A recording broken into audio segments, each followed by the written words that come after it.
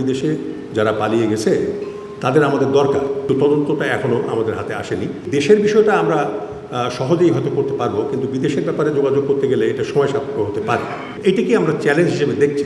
দূতাবাসের মাধ্যমে কাউকে কোনো ব্যক্তি যদি বিদেশে লুকিয়ে থাকেন, তার সঙ্গে যোগাযোগ করা কিন্তু কঠিন বিষয়। তার যে আপনার লোকেশন অ্যাসার্টেন করা, কোথায় উনি আছেন, তো এইসব বিষয়গুলো সময় সাপেক্ষ।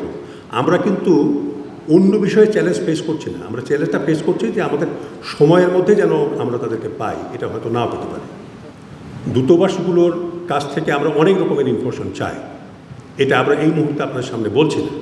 আমরা সব রকমের ইনফরমেশন চাই। তার মধ্যে আপনি একটা আভাস দিয়েছেন যে তাদের কাছে অনেক তথ্য তারা সংগ্রহ করেছে, সেটা তো আছেই। যেমন জেনারেল মঈন, উনি ওই সময় চিফ অফ আর্মি স্টাফ ছিলেন।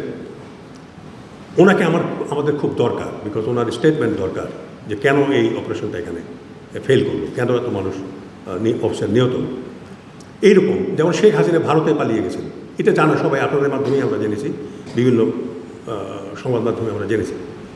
তো এই লোকগুলোকে যোগাযোগ করা এদের সঙ্গে, এটাকে আমরা চ্যালেঞ্জ হিসেবে দেখছি, অন্য বিষয় নয়, অন্য কোনো চ্যালেঞ্জ নেই আমাদের কাছে, অন্য কোনো চ্যালেঞ্জ নেই। আমরা দেখছি এই লোকগুলোকে কানেক্ট করা, এটাকে চ্যালেঞ্জ হিসেবে দেখছি।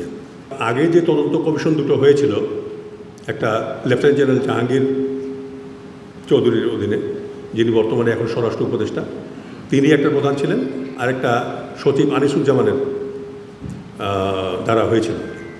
তো আমরা এগুলো কালেক্ট করার চেষ্টা করছি এবং একটা আমরা পেয়ে গেছি, জেনারেল জাহাঙ্গীরের যেটা, সেটা আমরা পেয়ে গেছি, এবং আনিসুজ্জামান সাহেবের একটা সামারি আমরা পেয়েছি, কিন্তু তদন্তটা এখনও আমাদের হাতে আসেনি। ওটা আসলে আমরা পর্যালোচনা করব এবং সেখান থেকে তথ্য সংগ্রহের চেষ্টা আমরা করব। জেলে যারা আছে মামলা সম্বন্ধে, এটা আমাদেরকে ব্র্যাকেটিং করে দেওয়া হয়েছে, এই সম্বন্ধে আমরা কোনো রকম তদন্ত করব না। যারা মুক্তি পেয়েছে আমরা মনে করি তারা যদি তথ্য দিতে চান আমাদেরকে দিতে পারবেন, কোনো অসুবিধা নেই। 90 দিন সময় দিয়েছে, 90 দিনের মধ্যে আমাদের প্রতিবেদন দিতে হবে।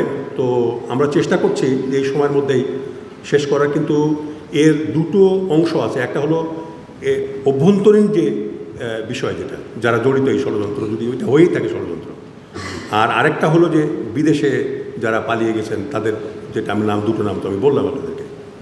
তো এই দেশের বিষয়টা আমরা সহজেই হয়তো করতে পারবো, কিন্তু বিদেশের ব্যাপারে যোগাযোগ করতে গেলে এটা সময় সাপেক্ষ হতে পারে।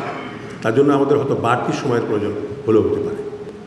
আমরা একটা জেনারেল পার্সপেক্টিভ নিয়ে লিখেছি যে আমাদের বিদেশে যারা পালিয়ে গেছে তাদের আমাদের দরকার। এটা পররাষ্ট্র মন্ত্রণালয়ের সঙ্গে আমাদের যোগাযোগ হয়েছে। এটা আমরা এই মুহূর্তে আপনাদের কাছে প্রচার করছি না যে কাকে আমরা চাই এবং কোন দেশে সে আছে। পররাষ্ট্র মন্ত্রণালয় আমাদেরকে নিশ্চিত করলে তখন আমরা পার্টিকুলার যোগাযোগগুলো শুরু করব। একটা সাক্ষী আসছেন, তিনি বলছেন, তার কাছ থেকে আমরা শুনতেছি, তখন অনেক নাম আসতেছে। সেই নামগুলো আমরা কোনটা বিবেচনায় নেওয়া উচিত সেটা আমরা নিয়ে ওর লোকেশনটা অ্যাসার্টেন করার চেষ্টা করছি।